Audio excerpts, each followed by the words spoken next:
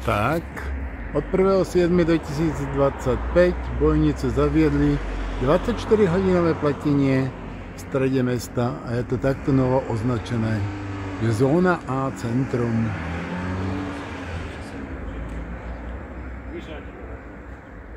Že prvá hodina euro a ďalšie hodiny 2 eurá.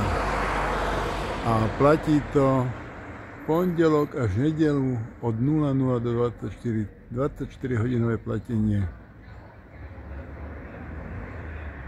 Je to označené týmto celožltým. To znamená, všetky tieto vozidlá musia mať parkovanie zaplatené. Celá Sladkovičová ulica, ale mestská polícia neviem dokedy robí. Čiže hente všetky autá musia mať platené parkovanie. Je, to mne svieti svetlo. Tieto všetky autá musia mať zaplatené parkovanie, čo by mali ísť mestská polícia kontrolovať. A tu jedna pani parkovala. Som ju upozornil, že parkuje na zákaze. Najprv parkovaná na invalidoch. To si preparkovala vedľa. Som mi povedal, že tam nemôže, že tam je vchod do predajne. Tá je zavretá. Akože sorry. Čože je to zavreté? PD 489HE. Kde je mestská polícia? Títo všetci by mali mať zaplatené parkovné.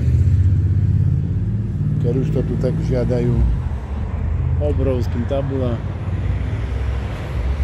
24-hodinové parkovanie. To je Sladkovičová ulica a čo ja viem, čo ešte všetko tam je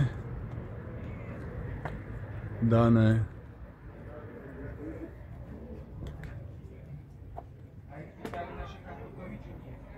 Takže celá Sladkovičová je a vlastne celý centrum.